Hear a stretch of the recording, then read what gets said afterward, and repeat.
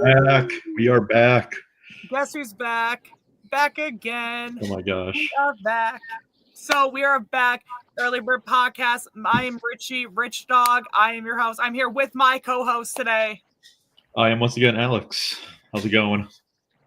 I'm Aleks Steib. Thank you for joining us. We're excited to break down season 9, baby. We're back on the grind, baby. So today we do have a lot of fun stuff to talk about. It is the premiere of our 9th Wisconsin season, or 19th season overall, second chance. We'll be talking about the premiere in its entirety, including some surprises like the 15th guest, a couple surprise twists, a couple of returns of things we've been seeing for the second time. But first, we do have a couple of very, very fun announcements to make. First off, we do have a couple special guests for you guys to be seen tonight. The first one, Steib, if you want to give me a drum roll, please. Aleks, I need you to give me a drum roll too, please. Yeah, damn straight. What's up? And Devin. Honored to be on. Wanted to shout you three out for doing a great job. Production again, with a great season. Fun premiere. I'm excited to hear you guys all talk about it. Lot went into this 2-day season planning and everything. So hope everybody watching enjoys it. A lot more to come from that, from not just this episode. So stay tuned. It's going to be a hell of a ride. As Will said, get on that bus. It's either get on or get run over, you know? Facts. Before early birds pods do their thing that we love to hear, I think 4 people is not enough. Like 14 people wasn't enough for this season. So I think we got to bring in our special guest tonight. Somebody that unfortunately saw their demise tonight. Let's bring out our other guest. Psych! We got Jimmy. Let's go! Let's go! Back, Very happy boys and to have you girls. on, Jimmy. Oh, I'm so happy to be here, friends, to get to chat.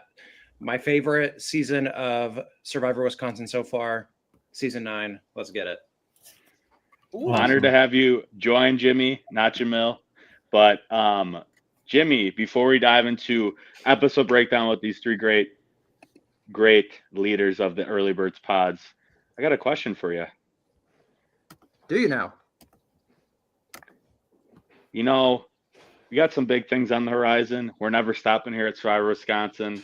I think it's fair to ask, are you down, Jimmy, to play in our 10th season of Survivor Wisconsin, Heroes versus Villains? Oh, Lord. I didn't know it was coming, but I do have a statement from my lawyer.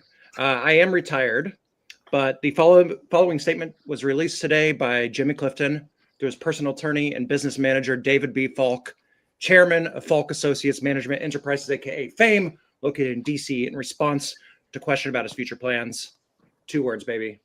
I'm back. Let's get it. Jimmy is back. A couple more people we keep adding to this cast for the next season. This season's great, but next season's going to be even better and better. We're never going to stop. We're always going to improve. I cannot wait to see the player of the season from season 8 Converse Chaos back on our screens quicker than you think. Look, I am just excited. I've heard Steib also has an announcement in relation to this announcement. Yes, I am absolutely ecstatic as the resident Jimmy Glazer. I mean, come on. But I think it's also worth mentioning I no longer have to fulfill my promise. I no longer need to jump into a volcano anymore because Jimmy is back in the game. Thank fucking God. Wait, people are jumping in the volcanoes. Can I throw my ex in there?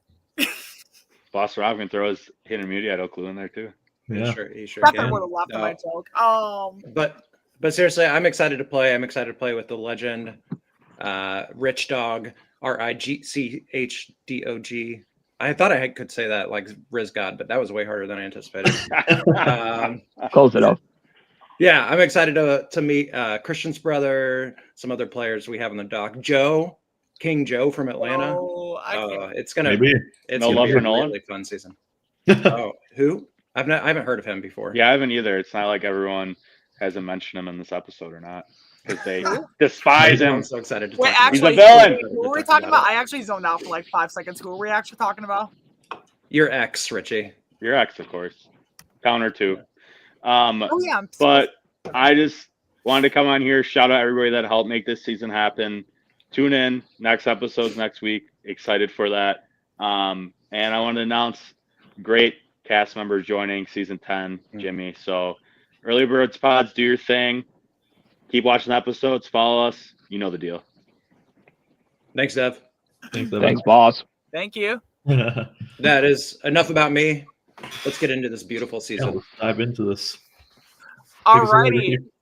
So I do want to make a quick announcement here right now. We will be answering your live questions at the end of the video. So please don't spam it when we're trying to talk. It's going to be distracting for a lot of people. And we want to make sure we have questions this season. So save your questions for the end. We'll let you know. And we also do, I think, have someone who wants to ask us a couple of questions. So it'll be fun getting interviewed.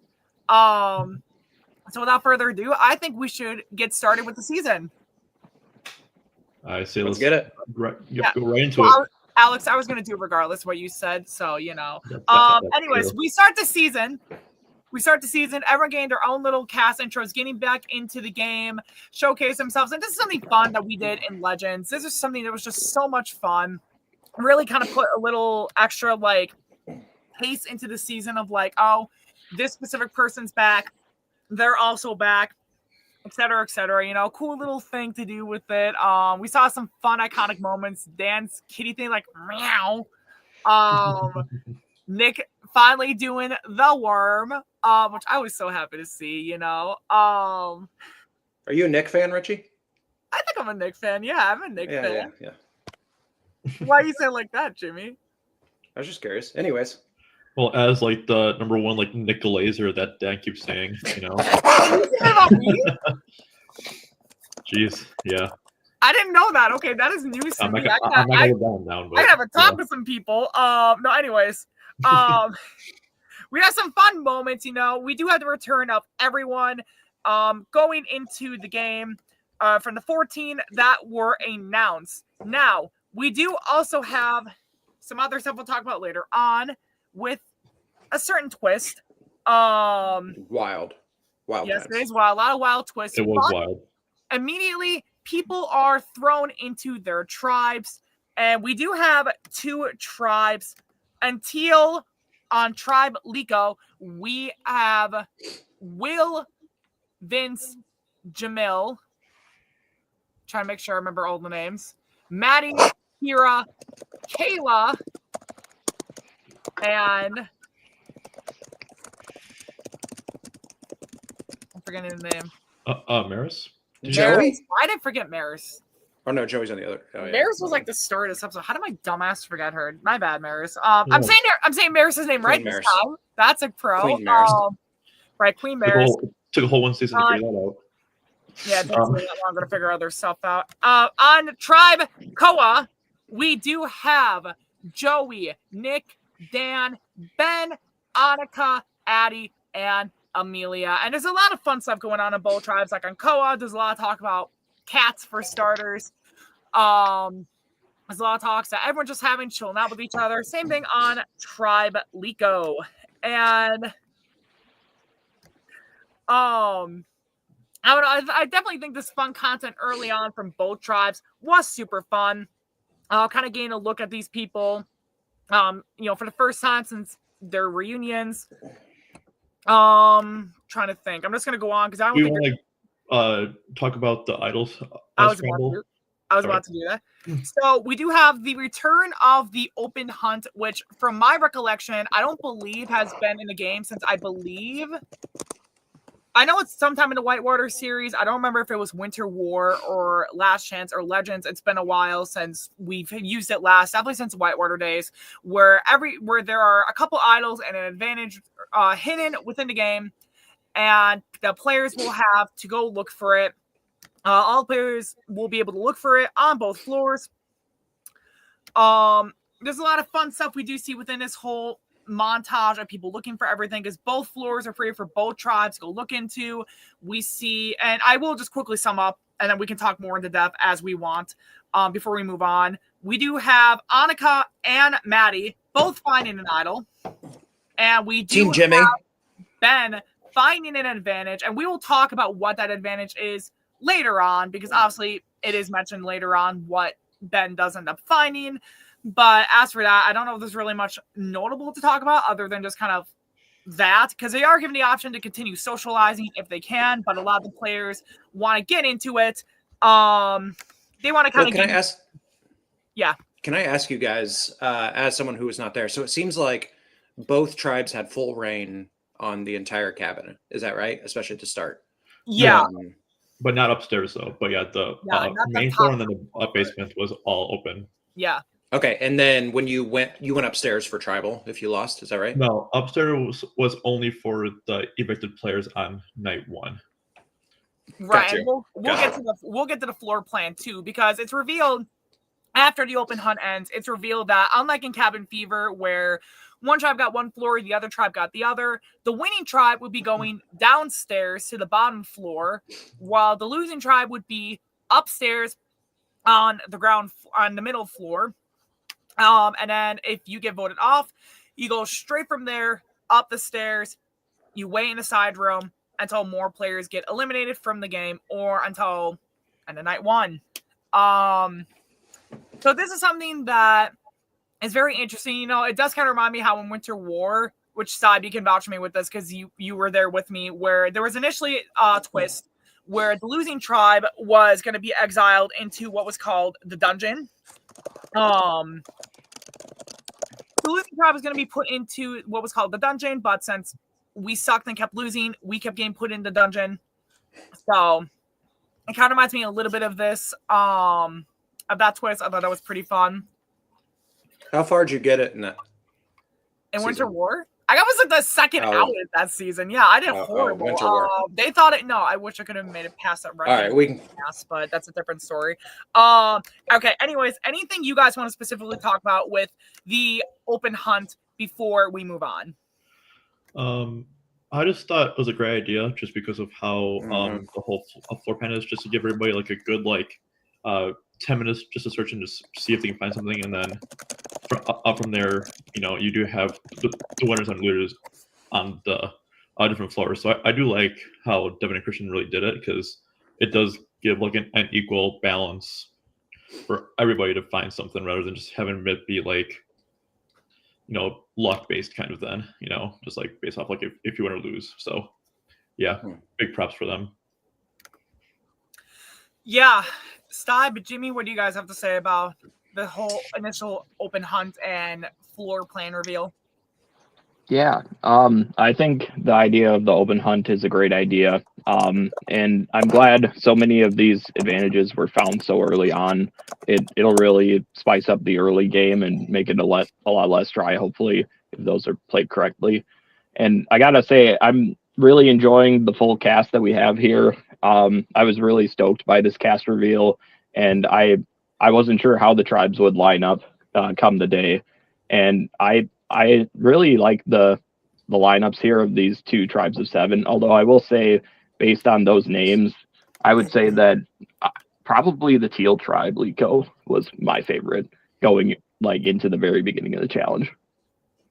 Yeah, and also I do want to say I do like how Devin and Christian kind of kept the script tight, because we didn't know anything until the day of going into it what was going to happen. So I do like how they really kept the season really tight knit and just had it kind of play out how it is. And I do appreciate that, because this is really a huge season, and give props to that. Yeah, absolutely. I also was really interested as the season started. You kind of look back at Idol Identifiers history, and open idol hunts are just such a thing in the Whitewater era. And so I was like, how is, and that's not a Survivor Wisconsin thing. So it's how is Survivor Wisconsin going to do this inside season open hunt thing? And so just sort of Devin to throw it in there. That was really sick. You guys obviously don't say anything, but I'm really curious if it was 2 idols and 2 advantages hidden. That would be my guess originally, or if it was just 2 idols and 1 advantage. And if there's something still out there. Do you want to answer that? I don't know, because don't answer it because I feel like we won't give that away. Yeah. But, I mean, yeah, we're not gonna say it because we know what happens. Totally. But you don't. Yes, I know nothing still, which I would just say like props to the cast. We're gonna talk about it. I had no idea Dick was coming. Oh God, you know what I meant there. Yeah. No, I didn't mean we'll get to that. Yeah. So we will get into that. I believe in my recollection is correct. We do have the reward challenge to talk about first before before the dick of it all. Freezing boom. Anyways, I'm gonna say that every time now. Jesus God, the comments are already horrible.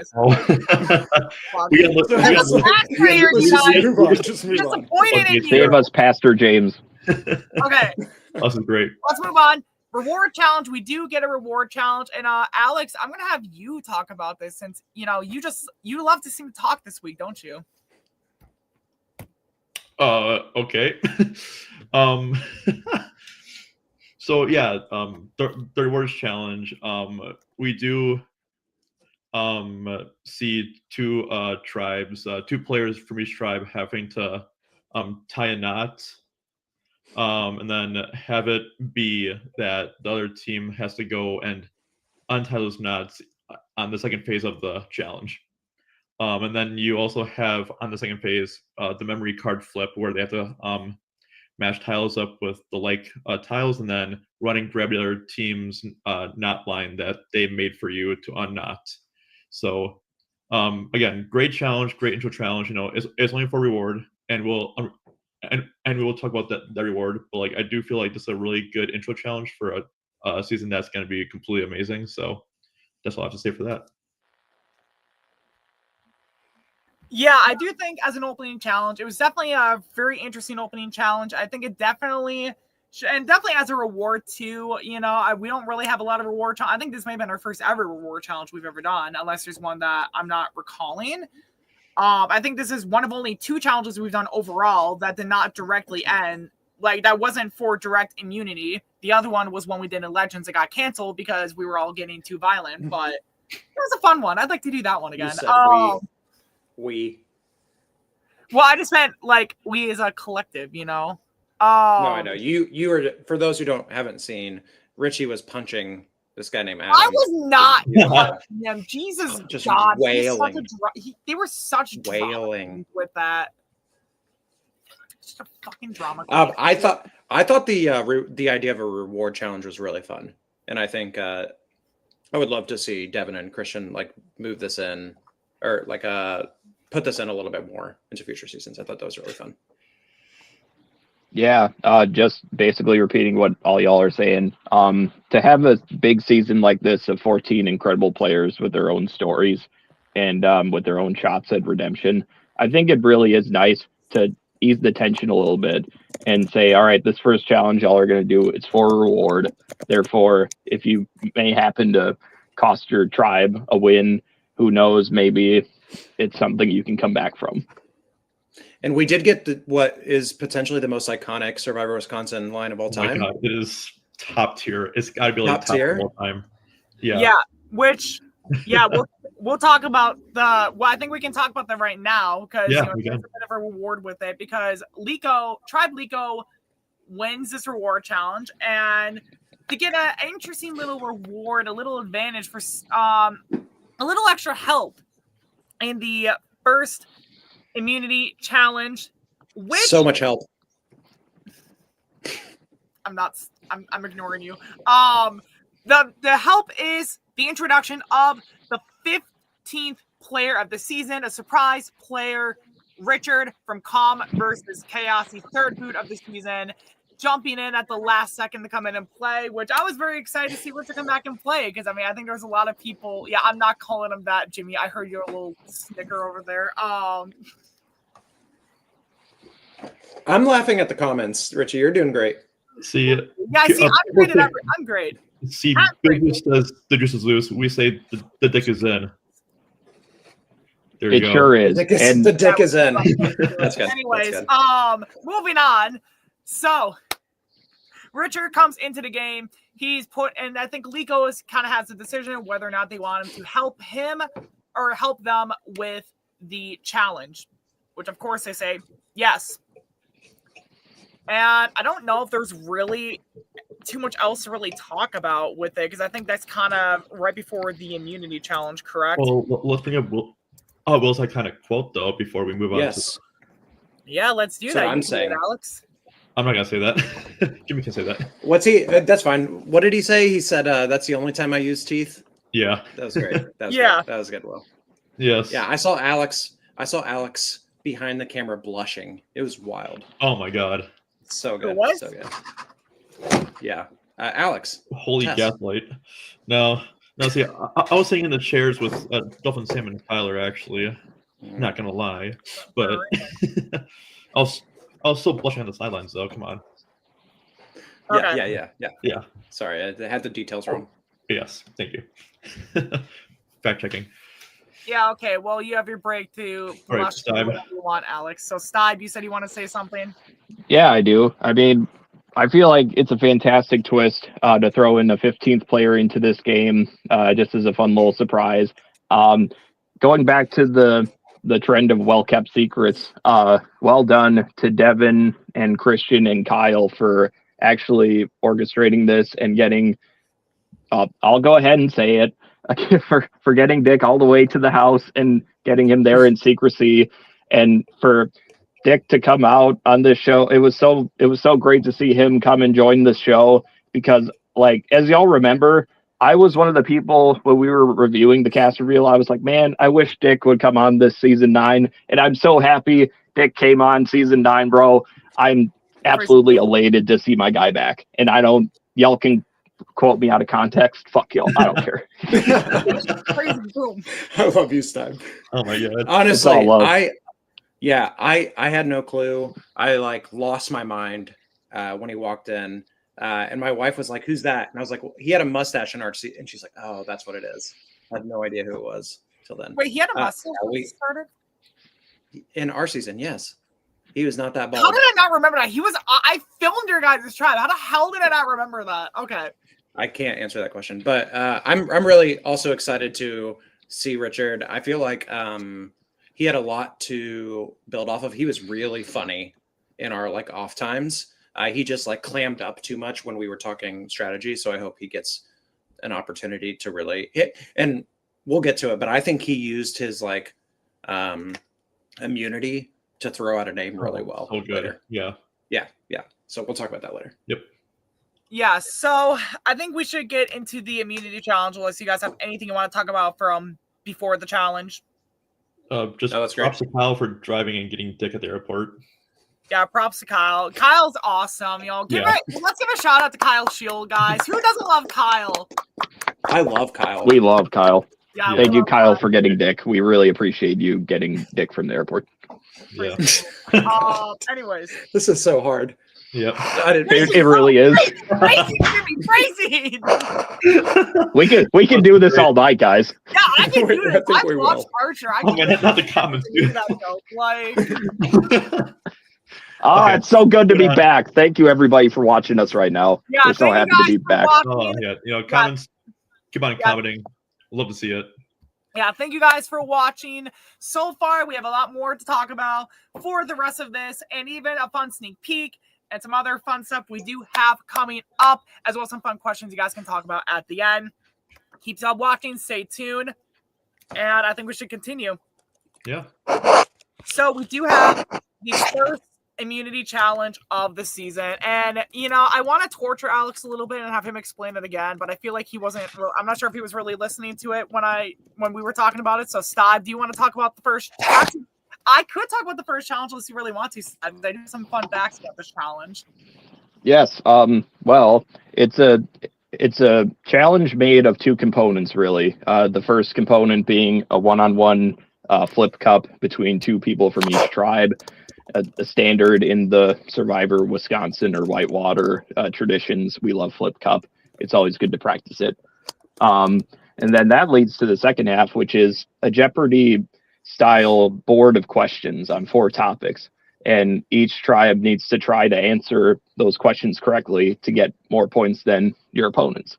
And then that leads to the advantage that Lico had, considering they won the reward challenge. They were able to phone a friend or phone the entire tribe for 3 potential questions.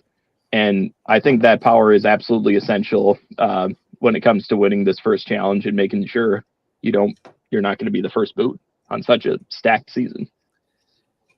Yeah, so it is in a sense the return of the first challenge we did in our 8th season of the Whitewater series, Blood versus Water. This is a challenge that is honestly really fun to do. It's basically like Flip Cup Jeopardy, basically. Like I said before, I think having challenges come back for the second time in Second Chance is a very great. I don't know if I think motif is the right word, but it's very great, almost like a personification, if you will, for the season as a whole. So it's a very fun challenge. Very glad we got to see it back. I definitely think it's a very great challenge to start off with on night 1 too. Aleks, Jimmy, what do you guys think about it?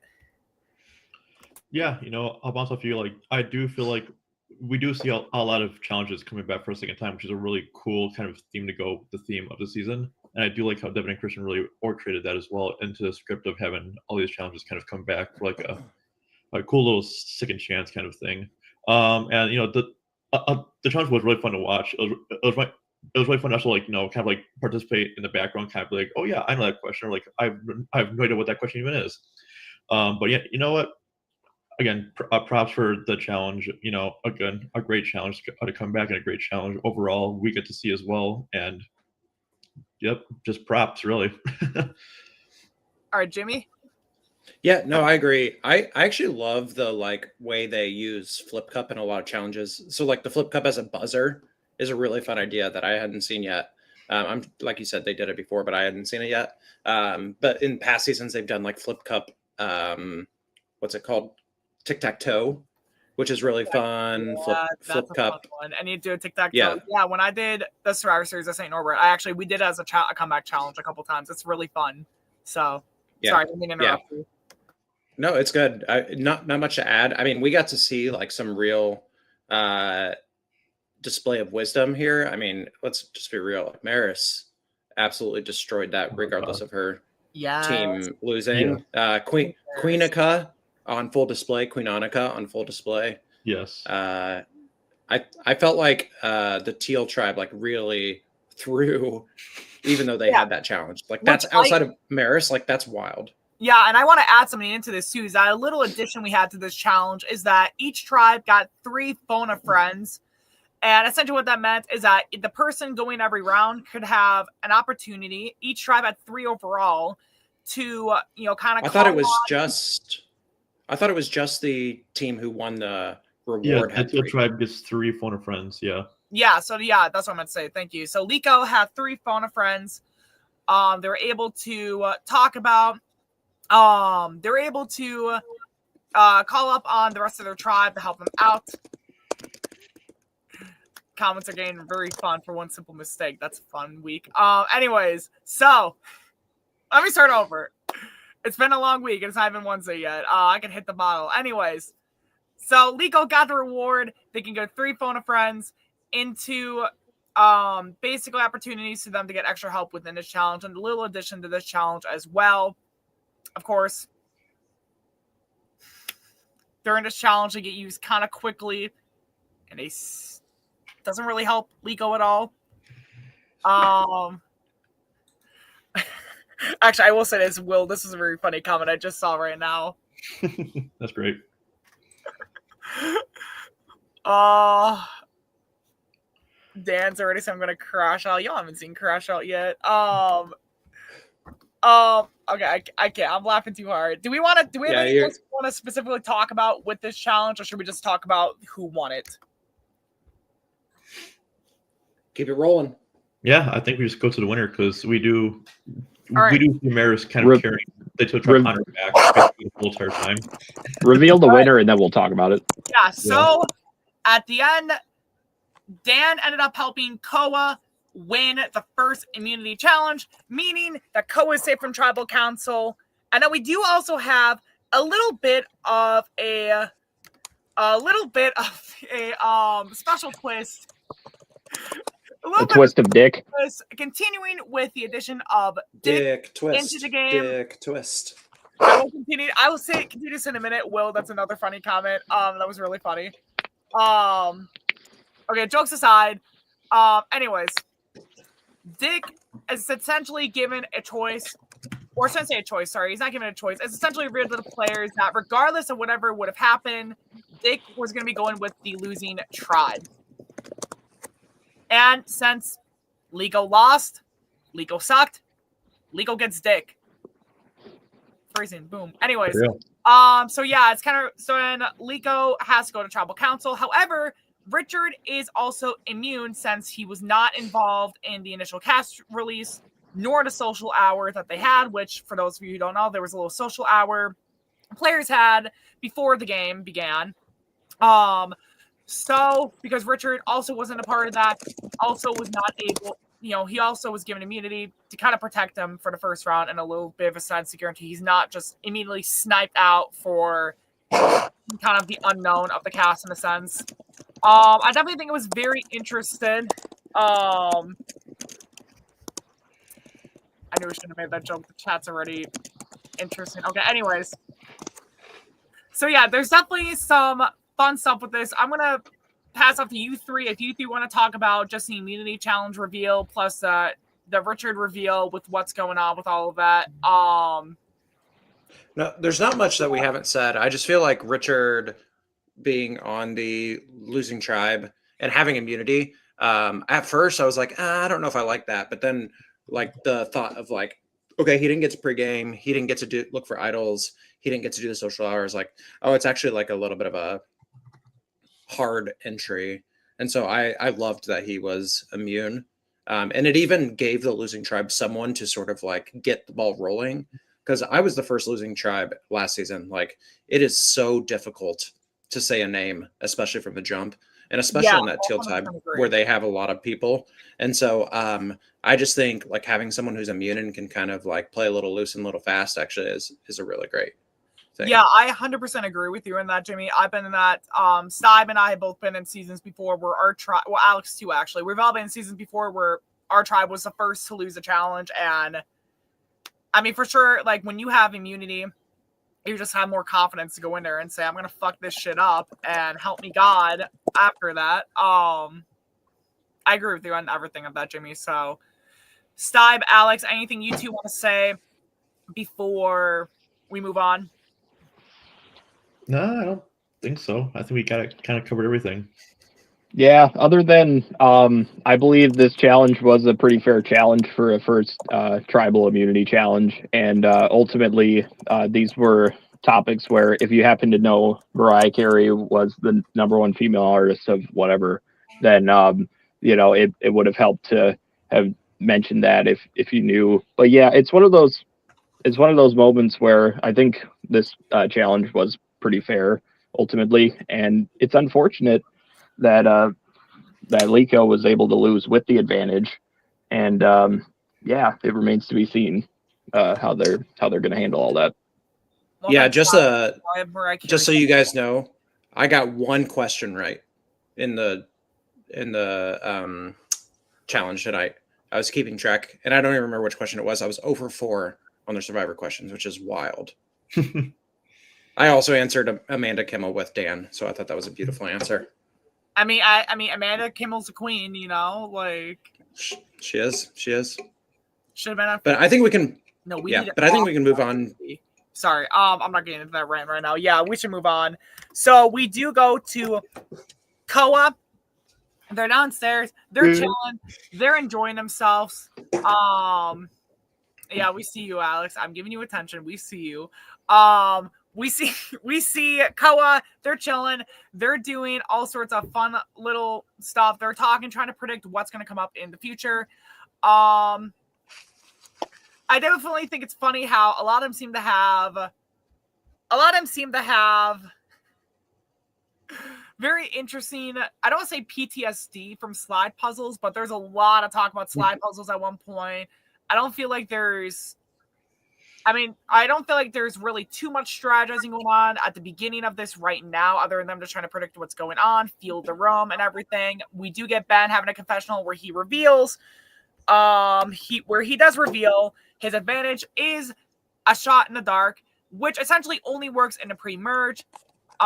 Which I believe, if I recall correctly, it's basically that one tribe, you get to use this only once.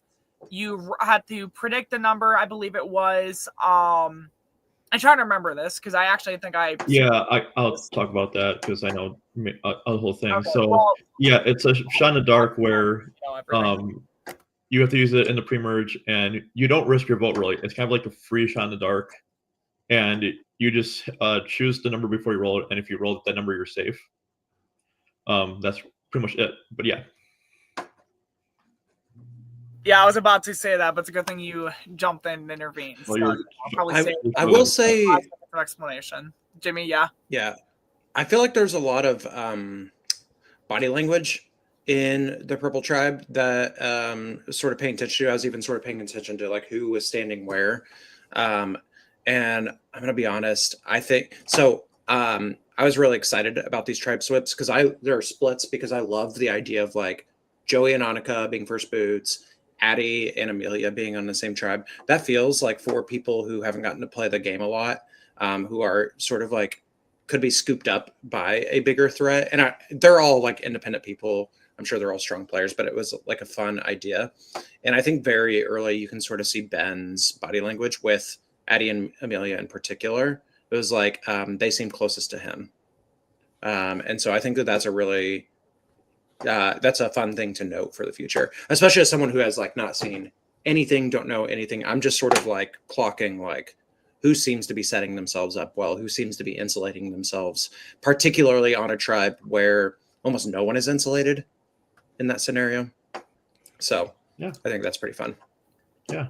Steib, I know you weren't up there, down there to see all that stuff going on. What's your thoughts about the Koa tribe so far? Yeah, I was certainly underestimating the Koa tribe, and yes, kudos to them on winning the first tribal immunity. And yes, as we know, two of them, Annika and Ben, now have at least some form of advantage in this game, and I think that's fantastic. And it's looking good for some of those people that may not have gotten a fair shake in their last attempt. So I think this is great. Yeah, and well, I mean, in our draft, Annika was one of my picks, and Amelia is another one of my picks. So the fact that, they both got immunity from the first round, like, they're guaranteed to at least make it to not being, like, the first one out of the game. So, I'm happy with that. I cannot say the same. Yeah. Both of my picks are Liko. That's nice. All right, Aleks, is there anything else you want to add to the... I was there the whole time filming them. I do like how this tribe's kind of split up. You have two girls from Captain's Curse, two first boots, two people from the Calm tribe and Calm for Chaos, and they've been. So yeah, it's just kind of like a fun role, like mix up both tribes because you have 2-2-2-1, and yeah.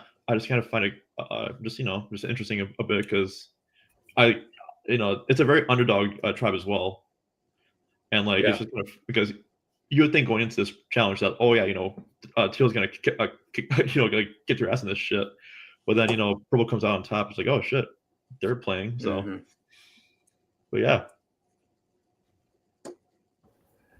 All right. Anything else you want to talk about Koa before we go on? Liko.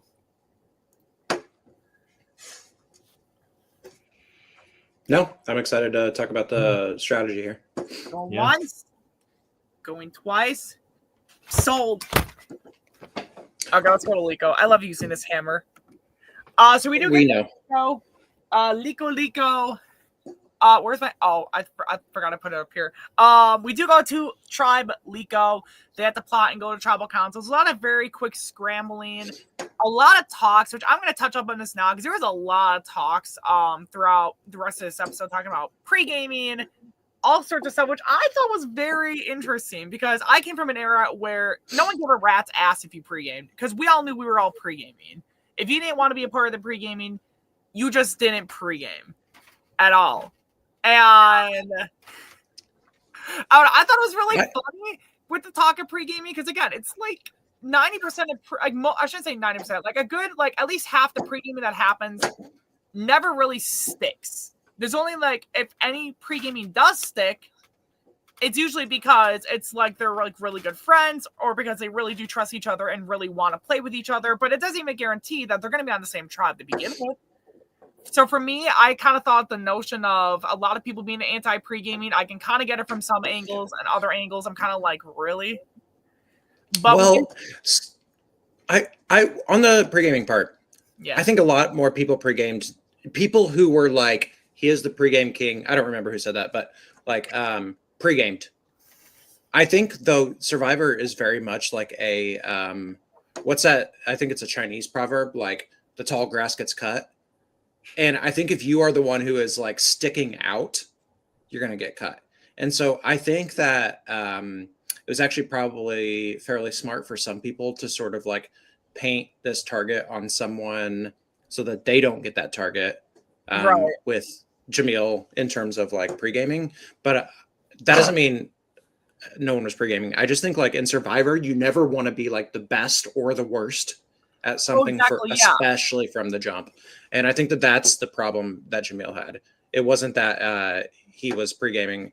I had two big issues with the talk of them claiming he's a pre-game king, which first off, he was not the one pre-gaming the most from what I think we even talked about in our draft. But he was talked about pre-gaming the most from my experience.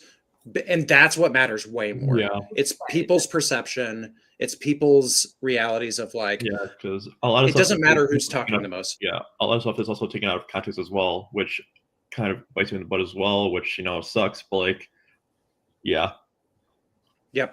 Yeah, and then people for some reason started like, I think they shouted out me a couple times at one point in the season. I'm like, why am I catching strays here? Like, I'm not even in the fucking season. Like, I'm just hanging out with friends outside the season, and I feel bad people are catching strays now because of me. So that was a nice feeling. Overall though, jokes aside though, I do agree. For a minute before I ramble. Oh shit. I don't know. For me, can I ask you? Yep, go. Can I ask you guys a question I wanted to ask you? Because we see a ton in this tribe, like no one wants to say in a name originally. And I like get that because I think what then happens is like too. So like I totally get that. Yeah. Yeah. Well, no, but but it happened in our season too, where none of us wanted to say a name. And so say like even earlier, Will says Jamil's name. Let's just like use those two, for example. I think what then really happens is it hones in on Will and Jamil. And so my question for you guys is like, what do you do from the jump? Like, what do you do in the first scenario? I think I have an answer that I finally landed on tonight that I think happened tonight, but I want to hear from you guys. Like, what is good gameplay? Because it's like, truthfully, like you can't. So Joey's problem in our season was that he like really, really refused to say anyone's name. Whereas the rest of us would like first bring up a name, you know what I mean? And even like the Richard and Joey talk where it's like clearly they've been saying or they've heard each other's names and they're not talking like, and so like you can't not push a name because eventually you'll get left out, but you also can't be the one pushing the name. And so what do you guys feel is like good early gameplay? Yeah, I'll go fast because mine's probably quick. My core 3 elements is find a solid 3 just to kind of off the bat, just find a good 3 to kind of go with you. Be vocal and kind of allude to people, not throwing out names, but just alluding to like options is my 3 that I kind of go by. Which Amaris I thought did really well, and someone else did. Vincent I thought was like sort of it was Amaris, Vincent, and someone else was sitting with them, maybe Maddie. Was it? Yeah, it was a Dick, where they were sort of alluding to like there's that Kayla, Jamil, and then they didn't even say like So do we feel good about this? Can we walk away? And they were like, yes. And Vincent said that he loves to like make sure that they're all on the same page before they leave a conversation. And so I think that that's pretty good. Yeah. Yeah. Sorry, I cut you off there, Aleks. Yeah. What was your third thing, Aleks? Alluded to people, but not be throwing out names. Like allude to like a name and then just kind of, yeah. What were you gonna say, Richie? I was gonna say, like, for me, like early gameplay, which I will say I do see a lot of great early gameplay from everyone in this tribe, but just trying to, I guess, solidify themselves with people they honestly know they can trust. And like if they're playing with people they know from the past. And like returning examples, if they know who they're with, then they know, like, hey, like, even if they're wanting to come in and play a different game, like, they should be well aware, like, hey, like, if I know I can't trust this person, like, don't make the same mistake again, kind of learning from their past. If there's, like, a number one they can lock in that round, who they can know, they will know, like, they will defend them, and they will defend you type of deal, like, that's a really great thing. And just overall, another part I would say definitely not being the one, and personal experience, not being the one to fuck up the first challenge, because from personal experience with Cabin Fever, that will definitely put a target in your back. Even if you're socially and strategically in a great spot, if you fuck up the first challenge, you could catch a couple strays, which an idol gets thrown in the mix. You know, a couple strays can knock you out of the game. So, yeah, that's probably, I don't know if that was more than three or not. I hope that answered your question, Jimmy. Yeah. What do you think, Steib?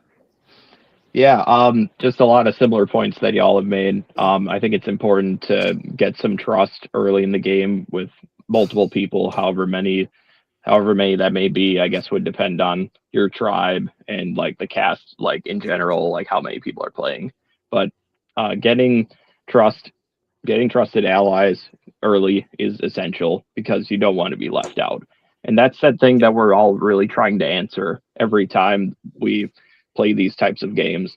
We want to know what it is that just makes us stand out, whether truthfully for something that should be perceived as threat worthy or whether you just happen to be a victim of circumstance.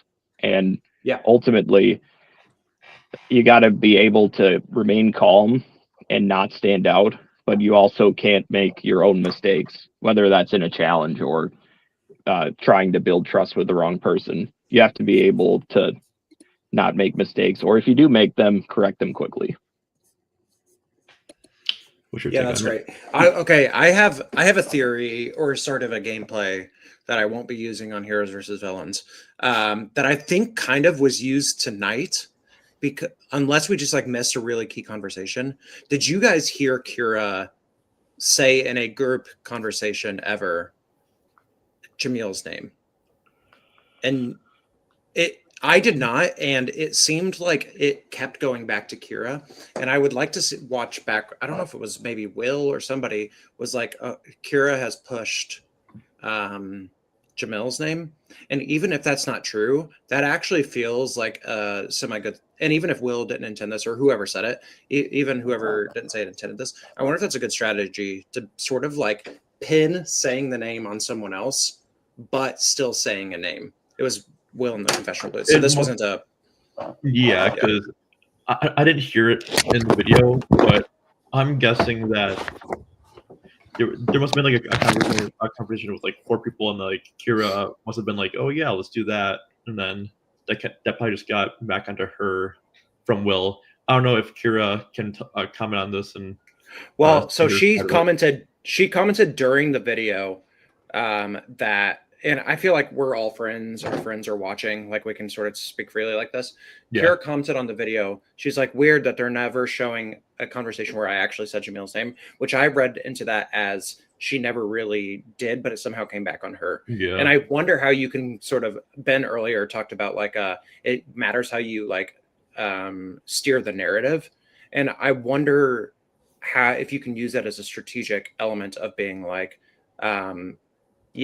like, make the sort of conversation be like X and X, such and such said a name, even if it was a name sort of like said in a group. They didn't even necessarily say it first time, but you can sort of be like, okay, this person's playing hard early. You know what I mean? Even if you're the one saying it. Like in our season, I was sort of saying Joey and Dick, but was getting other people to sort of like land there. So I would like eliminate 4 or 5 people from saying something, and then all of a sudden it's like they're the only 2 left. Yeah.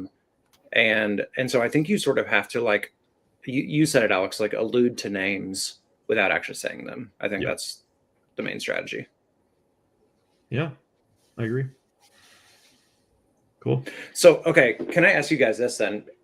Yeah, okay. So, last thing, and then we're gonna cut you off for a little while with their questions, Jimmy. Okay, then we'll have your own little segment for questions. Yeah, I know. No one has ever rambled on this podcast. So yeah, Aleks rambled a lot. No, okay. So this is why I'm asking questions, though, Richie, because I have not seen the next episode, and so I'm really interested in the strategic element here. Well, we're not telling you what happens next episode. That's where you're trying to get. I know. That's why I'm asking you questions. And not questions about the episode. Questions about like what we would do. I actually think Jamil did a pretty good job this episode. He had a lot of conversations where it was like, hey, should the 3 of us, he didn't say a name, but he was like, should the 3 of us like protect each other? And he said that to almost everyone. And so if someone fact checks, like that's probably overplaying, but no one did. And I think that he was just battling perception. And so I know we're going to do the reveal, but is there something Jamil could have done differently in your guys' opinion? Win immunity. You just gotta throw out Kayla's name and just kind of go with that because, you know, I think he figured out that it was maybe him or Kayla. I think, but you know, you've just got to throw out the other person's name and try to give votes on them and just kind of try to survive another round. Yeah, it's hard. Again, you know, Jamal's a really good pre-merge player, and it sucks that he got voted out first, but with a chance to come back into the game. But yeah. That it's certainly a tough position that Jamil was found in, and it's certainly tough to get out of something like that.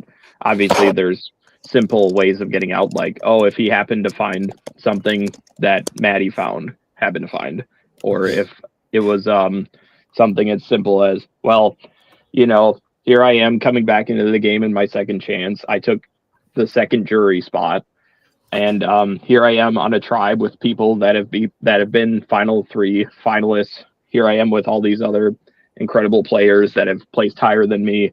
Are we really sure that we want to get me out now when we have an opportunity to take out somebody big now?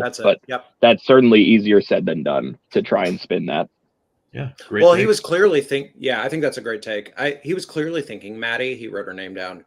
I think you have to be aware of the perception. And I don't think Jamil was aware of his perception because he was so blindsided. I think you have to be aware of the perception going in, that you are a big player, that people potentially want you out early because of the pre-gaming stuff.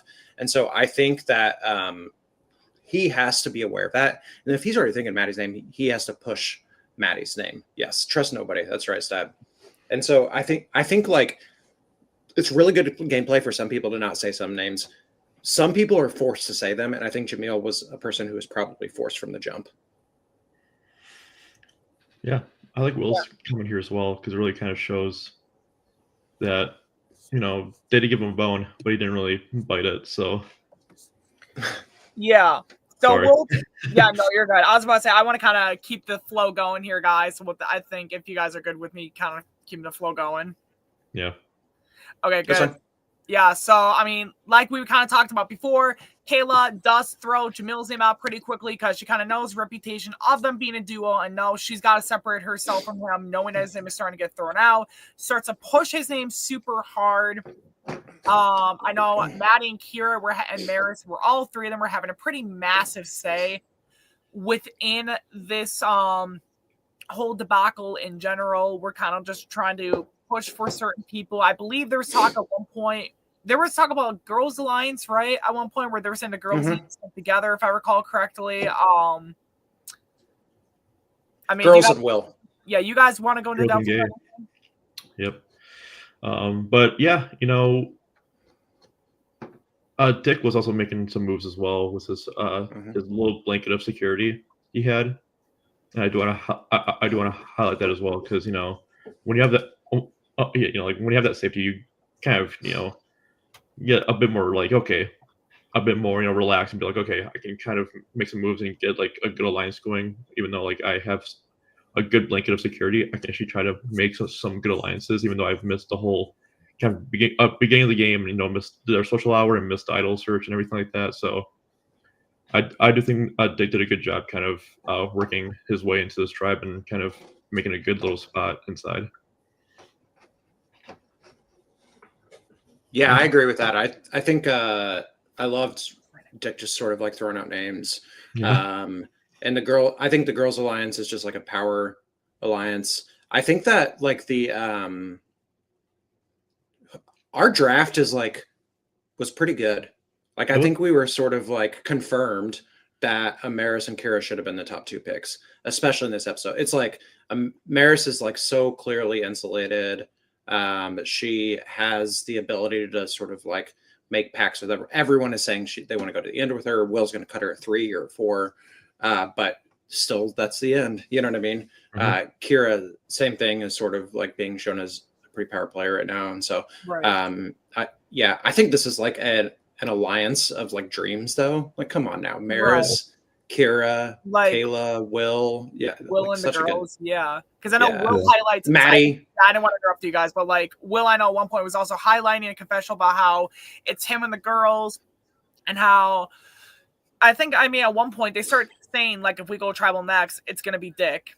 So I thought that was pretty interesting that they're already starting to look ahead. Like clearly some of them learn from being, because of course a lot of them had to go to tribal over and over and over again. So a lot of them learned from their past and are getting pretty prepped up to pretty much like take over the game. As much as I do think this was great on Will's part to getting good and a good majority, the thing I would worry about in his spot is that if it's 4 girls and 3 guys going forth and say, because you never know what's going to happen on night 1. You don't know if it's going to, however many people are going to be going home night 1, how many people are going to be going to make it to the next day, if there's even going to be a swap night 1, or if nothing's going to happen night 1 involved in that. They're going to be in the same tribe. So that's the biggest worry I would have. Is that like if they keep having to go to tribal, like if they pull a Flemu, keep having to go to tribal, how insulated is Will within the girls and gays alliance, as I'll call it, because I've always wanted to have an alliance like that. Like how far is Will going to be able to insulate himself before the girls look at him and say, hey, Will's a great player, what's going to happen? So I think that's going to be very interesting to see how that can transpire. So I'm very excited to see how far Will can take this alliance, at least from what we've seen so far in this premiere alone. So, yeah, should they even stick together? Because you never know if it's going to stick together or if it's not. There's another comment from Will we'll briefly talk about, and then we'll kind of say our last thoughts or last information about Liko before talking about Tribal Council. Yeah. Will says it wasn't shown. I also made a 3 with Kira and Maris. I did say it right this time, Maris. That's why I jumped in with the girls and not make it as obvious. I was working with them specifically. I wanted the shield from the group. That's really good too. Yeah. Again, like if you can, finding anything you can to not be the first one out is honestly got like really great strategy. So I definitely get that. That's really good. Plus, Will being a big threat, kind of finding a shield in Kira and Maris maybe helps him out for his vote. And yeah. All right. So anything I forgot to mention with Liko or any last minute things you 3 want to talk about before we go to Tribal Council? I suppose just to go back to what y'all were saying, there's a lot of good gameplay to highlight here on Liko Tribe. And I would like to highlight Kayla for, even though she's towards the bottom of this tribe, even though she's towards the bottom with her arguably number 1 ally, Jamil, she does what she has to do to continue on in the game. And that's exactly why I picked her at the 3rd spot in the first round. And I absolutely have faith in her because I knew she would be able to make decisions like this. So it is bittersweet, of course, because those are both of my picks. And based on the order of the draft, I was hoping I would end up with 2 picks that would end up potentially working together. And it is what it is, I suppose. All right. Yeah, we do see even in the 5 that there's like a 3-2 divide. I was going to say this even before Will said it, of like Will, Kira, Maris, and then Kayla is like subtly angling for Vincent, which I love. And so I think that was even like subtle enough to where it's not clear that she like for sure is like standing for him, but is at least making sure that Dick goes before he does, because it seems like she wants to work with Vincent. Yeah. Totally. Yeah, I think it's a lot of great strategy that we're even seeing from everyone talking. Like I wouldn't really say anyone's just sitting around not doing anything from what we're seeing so far. Like people are very well aware of what they're doing. They're trying to make up for their past. Unfortunately, it's not going to matter for one person because at tribal council, someone gets voted off at the end of the day. So, is there anything else you want to bring up with Lico before going to tribal? All right, so we do go to tribal council, where I think it's kind of just a lot of people. I mean, there's kind of like fun references to past seasons, like Maris talking about how she actually got a round 1 this time, unlike last time, because of a certain person we're not going to mention, because we're not going to give him attention. But yeah, there's kind of some inside jokes, kind of a lot of people talking about. I kind of feel like it was borderline, kind of just a hodron, kind of people are there, kind of tribal. I don't really think there's too much of substance in regards to like they're just keeping the cards very close to their chest, which is absolutely very smart. But it's also like, what is there for us to talk about? You know, I don't know. Do you guys have anything you want to talk about from like before the vote? No, I think we should get right into the vote because there wasn't really anything kind of like crazy at tribal that really needs to be talked about. It was just kind of like the standard questions that kind of get answered. Yeah. All right. So without further ado, the first person voted out of Survivor Wisconsin Second Chance by a vote of 7-1, Jamil. Vote blindsided in a 7-1 vote where he throws a stray vote on Maddie. And, you know, I kind of thought to myself, when Maddie got that stray vote, the more things change, the more they stay the same. Maddie's still catching random strays out of nowhere, despite Maddie being in what I thought was a phenomenal position. Again, the more things change, the more they stay the same. But Jamil, unfortunately, blindsided. He is told that there will be an opportunity for him to get back into the game. More details will be revealed on that when it comes through later in the game. And then we kind of get Jamil very confused, very just like, what the hell happened? Like, Jamil, honest to God, this was a massive blindside. Like, I think Jamil was genuinely convinced that he was not at risk. And we do see Kayla having to vote, or Kayla being in a position where she says, like, yeah, I kind of have to vote for him. Kate Cash Money and Deb. That was great. That was amazing. Honestly, like, Kayla's like confessionals this episode are just must see TV. Like, right. Yeah, there's this, and you can kind of see the pain on Kayla's face as she kind of has to vote Jamil out. Like, she clearly does not want to have to. I was hiding my pain behind the camera in those confessionals, for real. Oh yeah, it's right. The draft. I remember that. Anything else we really want to talk about with the vote off, or do we want to just go into talking more about the other content we always talk about during the rest of our breakdowns? Yeah, I think we just keep on going along, really. Yeah. All right, so we're not going to go to player of the episode. Again, for those of you who haven't seen our breakdowns before, we usually talk about who we think is a player of the episode for each and every episode. Jimmy, as our guest, I think I'm going to give it to you this time. I'm going to let you go first. Yeah. There are sort of two people I'm leaning toward. I should have said yes. First thing, real quick, I was crushed for Jamil. It very clearly crushed him. He was shell-shocked. And I've been there before where I've been so blindsided that I was like really, really hard to feel anything because I'm just like, what is happening? And so I love Jamil. I think I said this on our draft. I think he has a Tony-esque arc to him. I think Jamil absolutely, based on his first game, gets to come back. And so with that, I am between Kira, just because her name was brought up a lot, and Maris for player of the game. But based on her challenge performance, and then also like her not getting blamed for anything. I feel like Maris has just set herself up so well and insulated herself, and so I'm going for Maris for player of the episode. Yeah, I'll go next because honestly, it's very similar reasons. You know, Maris is very well aware of her surroundings. Maris is definitely aware of what's going on.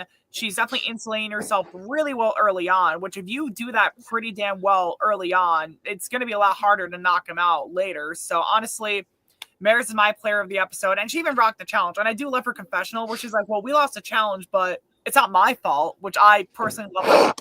So I was like, that's like giving a vibe. Like, I love that. Yeah, Maris is my player of the episode. So Aleks, Steib, whichever one of you two wants to go next. You want me to go? Yeah, that's why All I right. was at you. Yeah. I will have to go ahead and follow the bandwagon, and I will have to give player of episode 1 to Maris. Yes, I also agree. She's well insulated at this stage in the game, and it's looking good for her so far. Do I call us a clean sweep here? Do we do a clean sweep? I think you do. I think we do. I think we do. Yeah, it's enticing, but I think it does. Yeah, Maris did a phenomenal job in this first tribal, just kind of getting into like the nucleus of this tribe and just kind of surrounding herself with people who she can trust. And, her kind of, again, carrying the reward challenge on her back and just kind of, just being a really good player, just all around. Yeah, I've got to give it to her. Like, she did really good. All right. Anything else you want? So it is a clean sweep. Maris is our player of the episode. I mean, it was really a surprise for me because I had a whole different mindset coming into this of who I was thinking of. And I kind of like, the more I watched the episode, saw some stuff I didn't see before. I'm like, Yeah. Opinions definitely swayed a little bit. So I'm going to pull something up on my end to talk about later on. Jimmy, I think you said you had a couple questions you wanted to ask us. Oh, I did not know it was going to like that. Hang on. No, I just saw your.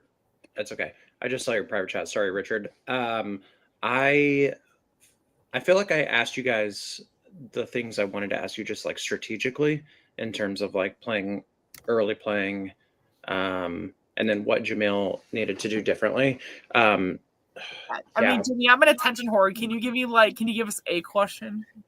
You guys want me to ask you okay, Richie? It doesn't have to be just me. You're just me any question, I made this nice little. Well, we are. You. Should we do our pre-gaming in front of everyone? Or there you go. Heroes versus villains. Well, villains. thanks for fucking me over then. No. Everything is pre-gaming.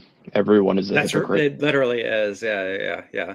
And I will call out Mr. I actually don't know how to say. I've never heard Ben's last name out loud. Ben is always posting things like Jimmy Mastermind anytime I talk. Ben, you are not subtle. We all know that you're trying to control the narrative. I hear you. Will, final 2? Yeah, I'm down. It's interesting to hear the comments. Is there any other questions you have first, Jimmy, for Aleks or Steib or what are your guys' okay, so we've talked about it in the Discord a little bit, but what are your Halloween costumes? Actually, I'm not going to say mine because currently I'm planning on, so I run another channel called Survivor What If. It's basically a channel where I kind of answer fun little Survivor stuff. I'm probably going to be doing a live stream later this week where I'm going to be wearing my costume for fun. Because I'm probably going to do it like right before I go out to bars. I'm probably going to be doing a live stream instead of like a normal video because I want to test out some stuff, see if that'd be better. So, if you guys want to watch that, maybe we can find a way to link it in the comments or something. And you guys can watch a live stream and see me look really dumb in my costume. Because I'm like, I'm going to look hot in this costume. I can guarantee you I will not. Sorry. Your mile time has increased though, Richie. I'm excited to, your mile time. You've been posting how fast you've been running a mile. You've already increased by a minute. 3 miles in roughly a little over a half hour yesterday. It was just over 3 miles in a little over a half hour. Today I did 2 miles. Yeah, no, I've been doing pretty good running. Look at you. Thank you. I can bench over 205. I can squat almost somewhere around 225, I think, So, Yeah. Aleks, you got a Halloween costume? Yeah. I think you've all watched iCarly before. I'm be Tebow. That's amazing. My That's such a wild. my food on the stick Yeah. is gonna be bell peppers because that was my favorite food on a stick of his. And yeah, I still need to run to Menards and pick up a wooden dowel still, so that'd be kind of fun. But That's yes. amazing. That's incredible. Steib? Yeah, well, I had an idea for a costume, which I'm going to keep to myself for now. But the costume that I ordered, it said it was delivered last week, but it never showed up at my door. So it'll probably show up after Halloween when it's too late. Okay. So Okay. I went to Spirit Halloween and picked up the most stereotypical Halloween costume. I am Ghostface. Oh, I thought you were going to say hot nurse. Maybe I next was year. gonna say, let me know if the costume doesn't come in, because I actually have a Ghostface costume I bought in college that you can borrow if you need it. Because No, I bought the Ghostface costume you already as a did? backup. Oh, I thought you were saying it Yeah. didn't come in time. I thought that's what you were saying. Okay, no, that happened no. a few years ago. Yeah, I had. Some people know I went in this everyone called it the Elton John because a drunk guy in the bar called it that, except it was supposed to be like a 70s disco vibe. I had platform shoes. Let me grab my old talk. So, long story short, I had such a fun idea with it, and it didn't fucking work as well because, I couldn't get the shirt in time. I had a special fucking shirt that didn't come in time because Amazon decided it wasn't going to deliver them. So I have these shoes, which I screwed up the sides of because I face planted in Milwaukee last year. I was a witness.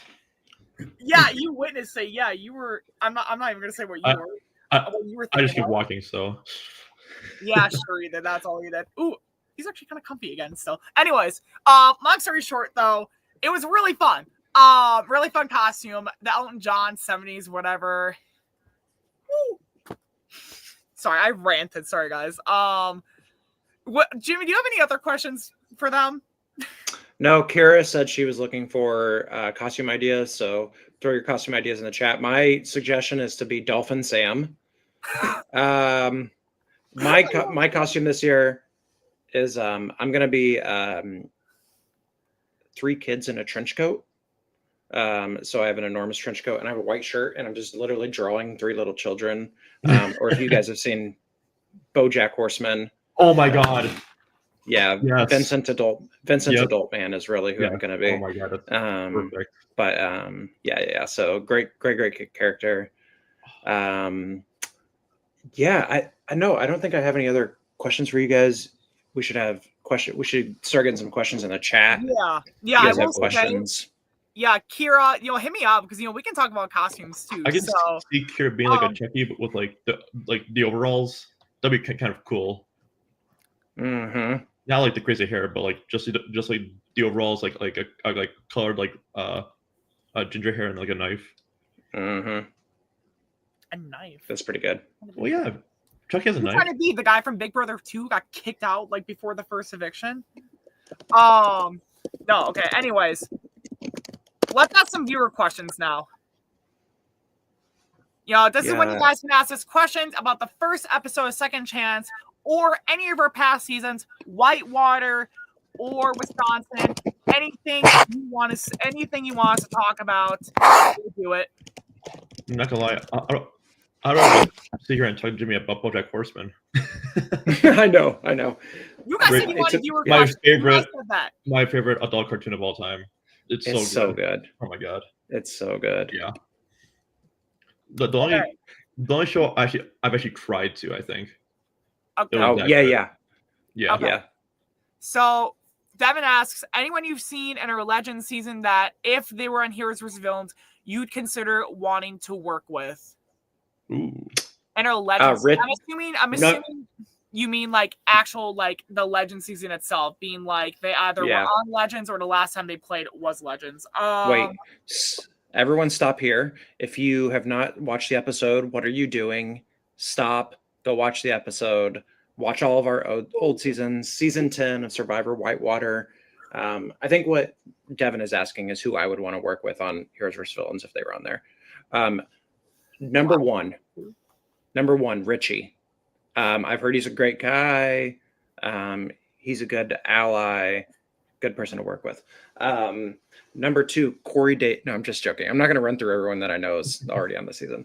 I actually am really enjoying. I'm not finished with Legends. I know Christian is never playing again, but he would be a lot of fun to work with. Yeah. I also know Kyle's never playing again. Is that right? I think Kyle's Kyle is retired, but like I'd love to play with Christian and Kyle again. But I'll get my stuff. I know. Kyle is such a good dude.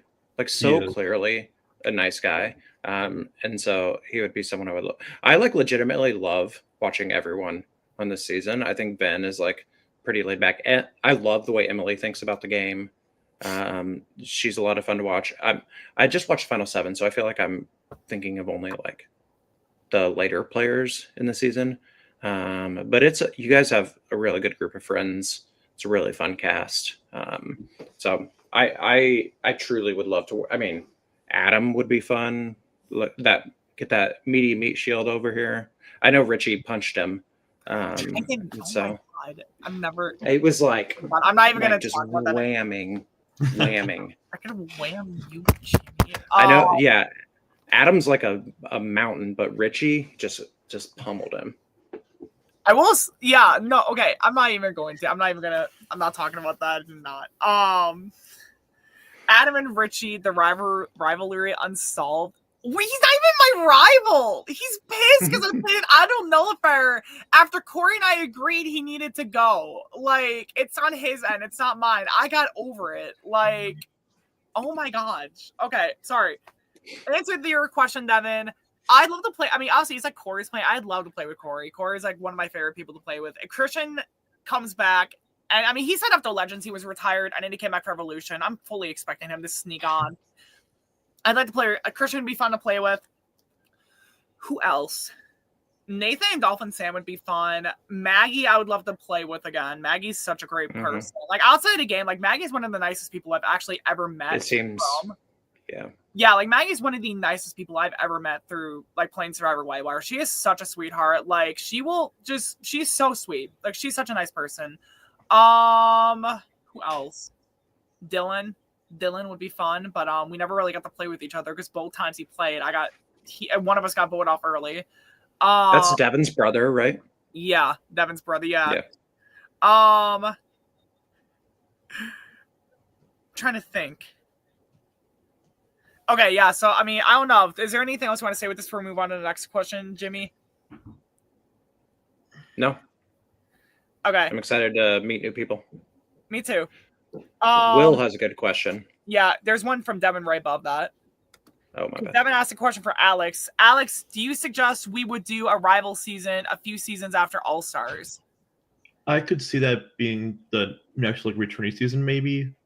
That or maybe like another like Blood versus Water type season. Like a few like 2 or 3 seasons after All-Stars, kind of getting new people, of course, after All-Stars to play, like, and then we hit back within our returning season. I can totally see it. We got a lot of rivals. It's just, again, are they going to play again? That's the biggest question. But yeah, that'd be really fun to see because there's a lot of good rivals in this series, and it would be kind of funny to see like this like unfinished this unfinished business kind of be settled. Okay. Yeah. Chat, we have another couple of questions. If we can get a question specifically for Steib, that'd be great. I'd love to give Steib his own question. So, chat, if you can give that while we answer our next question. Start bombarding Steib questions, please. Okay, next question is from Will. We joked about a rival season in the second chance chat. Who would each of you identify as your rivals if a rival season happened? Steib first. Yeah, actually. Yep. My psychosis, my inner demons would be my biggest rival. No, Me too, buddy. Me too. High five, Steib. Yeah, Virtual 5. No. If I'm being honest, it would probably have to be somebody from my best season, Captain's Curse. I'm not sure if it would be Tegan or if it would be Delaney, but it could be either of them. That would be my guess. Alex, Yeah. you want to go next? You have a lot of rivals, don't you? I do have a lot of rivals. I've made a lot of enemies in this series. It's got to be Corey, man. Me and Corey just have this like unsettled beef that we need to kind of finish. And No. I don't know. It's just kind of funny when we just bring it up in the podcast. But like, yeah, like I just feel like me and Corey just can just settle it off one more season and just kind of end it there. But no, I never really got to play with Corey because Corey was me and him were always on the opposite sides of the votes. But yeah, I feel like me and Corey can be a fun little rival. Mm-hmm. Yeah. Who's yours, Richie? I was gonna Who's ask, your like main one? ask you the same thing, Jimmy. I want you to. All right. I can go first. I think like the most rival person I had in the game was probably Quentin. But we're like fairly like it was actually far more than it was shown. Quentin had this realization that we were voting him out the time that we voted him out because he was just like, oh, it's so clear that I screwed my game by voting out Tony and not Jimmy. And then Jimmy's not going to work with me because I kind of I shouldn't have, but I put all the blame on Quentin. I could see even, I think Vincent has tried to start a rivalry. He said he was a better player than me in our finale. What's it called? Our reunion. And I was like, yeah, I agree. I was like, but so he's been trying to start a rivalry. But I don't think that that's taking up. Maybe me versus my budget when Ben and Nolan keep asking for money on they keep Venmo requesting me money for alcohol, which is y'all are so ridiculous. You're supposed to donate to the congregation. What the hell are y'all doing? That's what I'm thinking. Yeah. Do they know what my real job is? Okay. Aren't they like engineers or something? That. I don't know. That's a great answer, Jimmy. I like that. Yeah. All right, Richie, who's your number one? Yeah, I was hoping you'd forget. Okay, I don't know because there's like some people I would think would be fun like thematically for rival. Like for some reason, people say me and Michael Garcia from the Whitewater series are rivals, but like I don't know because we like respect each other as players. So I don't know if that's enough to say we're rivals. I don't know. Like I feel like my rival would be considering Legends and some interesting conversations I heard after One World 2. I probably would have to say Vin. After I heard some very interesting things people were saying about me, I would have to say Vin. So just again from like Legends and stuff I heard right after Legends. Someone said it's Adam. It's not Adam. Why? I don't hate Adam. Like I don't. I was thinking Zach. I was thinking Zach. Devin also put down in the chat, Michael wants to play again, I heard. That'd be fun to have him back. Michael would be some interesting chaos. I wouldn't be opposed to doing a rival season with Michael, to be honest. Like, I mean, I like Aleks. I've made a lot of rivals in this game. Not even for, like, anything I did. Like, I just try to talk to people, and they just never vibed with me personality-wise. So, you know, it's the struggles of an autistic. All right, let's go to the next question before I start rambling. And next question is from Ben. Before Jimmy, can I have $50 for Halloween weekend? You can have 20, son. Is that his allowance for the week? Yes, you get $20 for the allowance. That's amazing.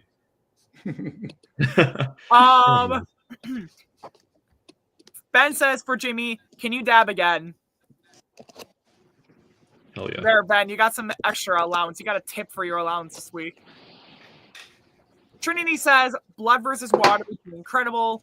I'd like to see Blood versus Water too. That was really fun. Like if I could ever get like one of my siblings to do it, or if I ever got a man to do it with, that'd be pretty fun. Blood versus Water would be fun. Will says pay my flight from Philly and I'll come back. Oh, here's a good one. Or at least Ben says for Steib, would you do me the honor of being in my dream rotation with Nolan, Quentin, and Dan and Amelia? Dude, what a rotation that is. I believe I'm starting to develop a reputation here, but I've got to say, I'm absolutely honored, and yes, I would absolutely love to join the rotation. Thank you. Wait, Ben, you said I was in a rotation. What the fuck, Ben? What the shit, Ben? Ben, See, I'll Ben be told me I was, and I don't smoke. My feelings are hurt. I'll be in the corner recording it all, doing my job. Yeah, I could see you doing a little tuck chair. Can we go to Trinity's question? Yeah, Richie's is Michael Garcia. Trinity, I just saw Trinity's question. What do y'all think of Dan's logo for you guys? Look at Discord real quick. Right there. Oh, That is amazing. I love that. That is amazing. I love that. It's amazing. I love that. I love that. That is so fucking good. I am like, I was just fucking speechless because that is such a good I am blown away. logo, right? We should add as like an outro in our future ones. Okay, we'll talk about that. We have to find a way to That's fucking wicked. Yeah, Devin, That's download that. Yeah, Devin, download that picture on Discord and kind of save it to your phone because that'd be so cool to have on like the preview thumbnail thing. But yeah. Yeah. I love So how- Dan I love how Dan just Dan says, drew. bounce. Good. Yeah, that was good. Sorry. Dan drew his own logo for we have a Survivor Wisconsin Fantasy Football League, and he drew his own logo for that, which is also sick. The the torch is a football, and so Dan has a lot of talent. That's cool. Yeah. Yeah, very artistic, group right there. All right. Yeah, I'm just trying to find the next question. We know you have big things Yeah, to Dan and Trinity. Richie said we're going 4 hours no matter what, so we need more questions, guys. Yeah, right. We're doing a big marathon here. No, that's a lie. Richie said we're going 5 hours. Come on now. Yeah, right. Yeah, fact checker. Come on. I'm gonna Wait, Dan's hit with this. I'm gonna hit one of you with this. You're not gonna know which one it is. That's- You're gonna wake up in the morning and it's gonna bonk one of you in the head. That's not how StreamYard works. No, it's how I work. I have powers beyond your guys' recognition. Actually, I couldn't even which fall I know. I'm a psychic. I predict shit coming from a mile away over the line. My ex was a psychic too, and he said I was gonna die somehow. And I'm still Dan, kicking can we around. get with So. the X counter of the 2? Alex, I'm gonna mute you. All can All I right, also let's get a couple more questions, you guys, and then if you guys can give me like 2 to 3 more good questions, we can all discuss. Then I will give a sneak peek for next week's episode, alongside a couple of fun little like updates for what's coming up soon, you guys. Yeah.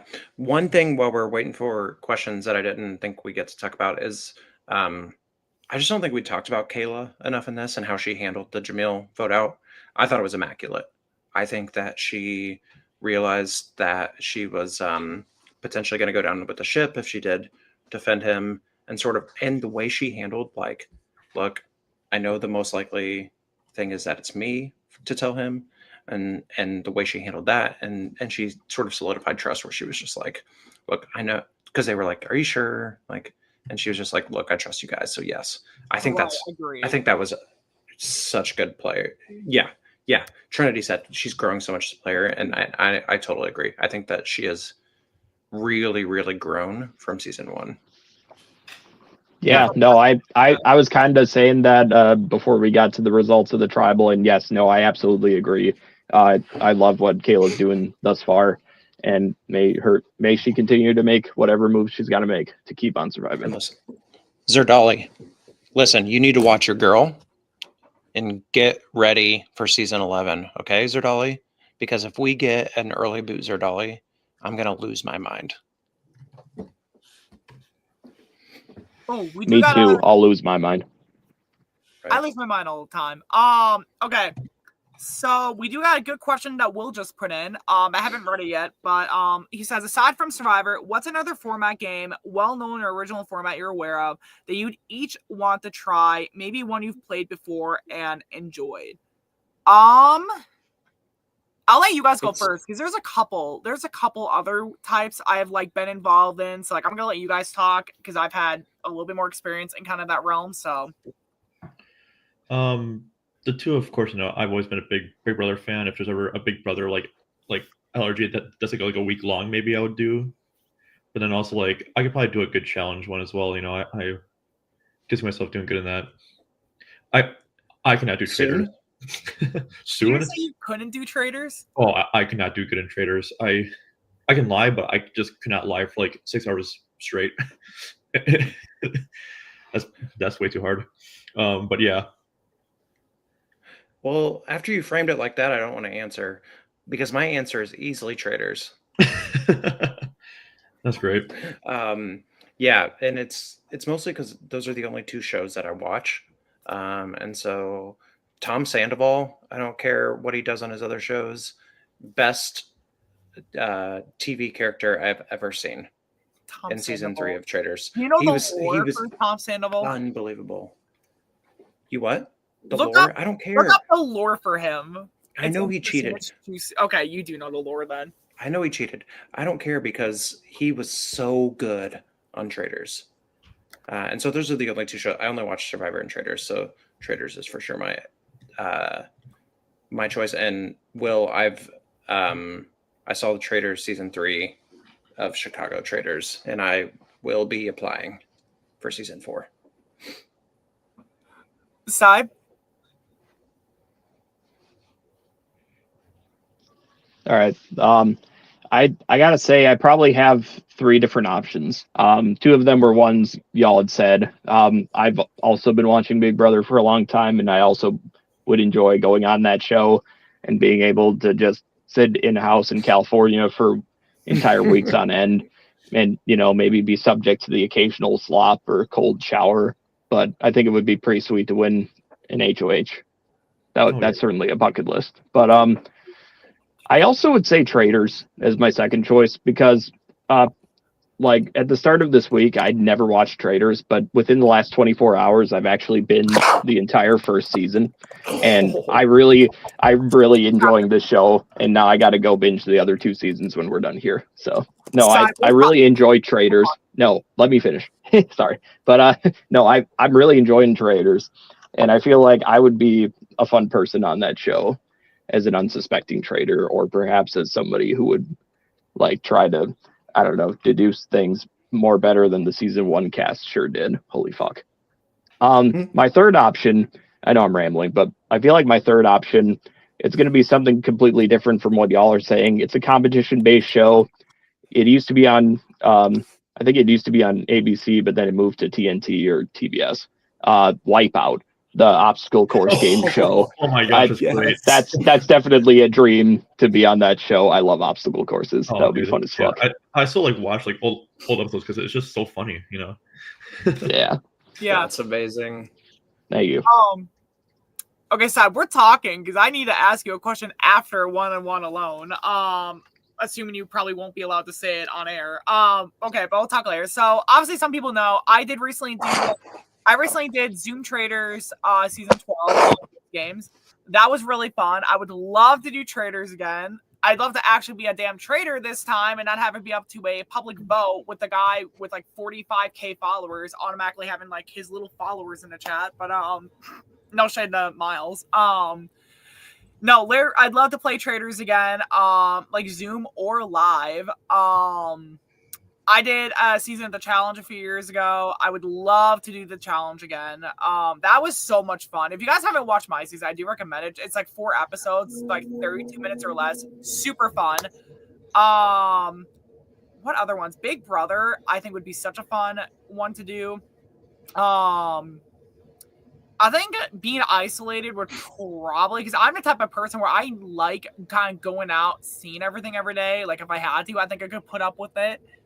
But like the isolation part of Big Brother kind of scares me a little bit. But I'd love to try it. I don't know. There's a lot of, there's like an Amazing Race allergy I heard of recently that like I would love to do. Like, I need to get like, I don't know. I might. There's one allergy of Amazing Race I might actually think of doing. I don't know if I'm going to, but like I've considered it. I'm not sure, but I'll say it's going to be very dependent on if I can actually get someone that would be free for it, but I don't know. I have some ideas, but no, I probably would try almost anything at least like once or twice though, like there was like a Rainier Games allergy I heard of that I wanted to do, but I'm not sure if it works with my schedule. There's I think it was like a parody of like 99 to beat, except it was like 19 to beat or something like that. That sounds really fun. I'd love to try. I'm rambling. Like there's so many fun things I would love to try at least once. So Thank you for that question, Will. That's a really fun question. I love Yeah, that's Will's coming in clutch right now with these questions. He's really right. cooking. He's Yeah, cooking Will's tonight. great. Let me find. He probably cooks a mean stew as well. We see Kayla in the chat. Hello, Kayla. Thanks for joining us. All right. So, Kayla's here. Yeah, she's been here. She's peonies, pomegranates. Peonies. Oh, Peonies, oh peonies. I never. I was remembered to say wondering. that. Yeah, I wasn't sure either. Kayla, I'm an idiot, Sorry. girl. I'm Okay, wait. Dan, question for Jimmy. Pick an Alex / Alex. Explain why you made your choice. Wait, what? Look, I do love you both. I love you, Alex, with a K, but there's only one Jimmy Glazer in this chat. Yes, and I totally understand. No shade. You know I glaze back. Yes, obviously. Yes. So I appreciate your choice, Father James. Oh yes. I saw like one from a mile away. Don't worry. Yeah. When I saw the comment, I was like, okay, yeah. Yeah. Yeah, there's a bunch of questions I just saw. I think a couple questions that I want to shout out. Trinity asks, I didn't really read too much into the question. Richie, can you share anything in Challenge Wisconsin coming up in November? He. Just a date. Then November 15th, the applications close this week for that. November 15th. It's fun. I wasn't even gonna mention it at all. I only mentioned it because you're good, Jimmy. Nothing. Okay. Sorry. Yeah. Okay, yeah.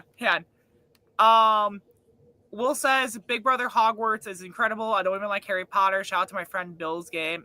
That sounds pretty interesting. Someone did ask I think it was Ben asked our Hogwarts houses. What are your guys's? Mine's Slytherin. Yes, sir. Yeah.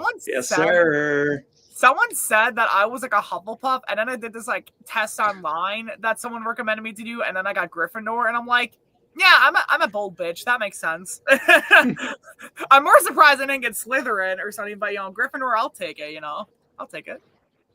I tested Ravenclaw when I was younger, but recently I tested Hufflepuff, so I will take that.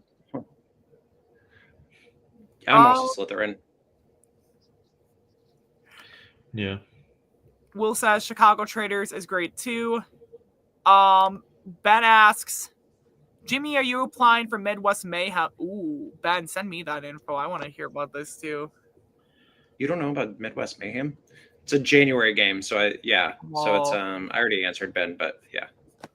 Oh wait, is that for? No, I think I do know what you're talking about for Midwestern. Yeah. You know what it is. Yeah. I'm sure I know what it is. I've told Blake I want back in. I want back in for Midwestern. I want to suffer in the elements. Devin says we may do a Harry Potter theme season sometime. That'd be fun. I would love that. That'd be so much fun. Trying to find another. I think there's another preview. Sorry, there was not seeing anything else. I'm just going down just to make sure. Kayla did say something good about the first episode. She said, I saw how insulated the tribe was and regarding to Jamil in the episode. I wish I didn't need to go after Jamil. I'm assuming is what she's talking about. I feel like my hand needed to be on the knife too. Yeah, I totally get where you're coming from. Kayla. She played so well. Yeah. Yeah, honestly, I've been in that spot before too. Like, it's really hard to cut someone you care about. Like, I get it. I mean, it was a good move too. So, like, I'm not saying like it wasn't. It got you insulated early on. So,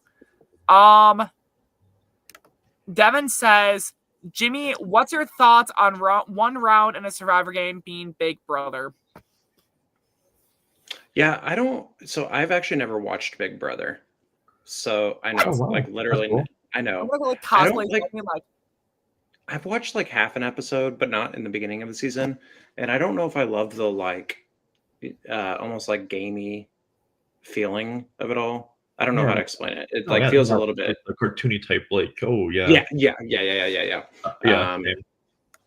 And so, I would have to figure out what that means. There's an HOH, which the one player is safe for the whole week, and he nominates 2 people for eviction. They play in the veto where those 2 nominees and a couple other people can play for safety. And then if one of the two people win veto, they can take themselves off, and the HOH replaces them with a new person to be evicted for that, and then of course they vote for the person to get evicted. So it's a fun concept, but yeah, the show is a lot cartoony now and not like really like serious. Yeah. I don't know if I would like starting. I think it just paints a huge target on the HOH's back and kind of screws over, obviously, two people. But whoever makes it through that, I feel like is actually pretty insulated. And so if it's like an emerge, that's really interesting. Yeah, like first round of merge or like second round of merge.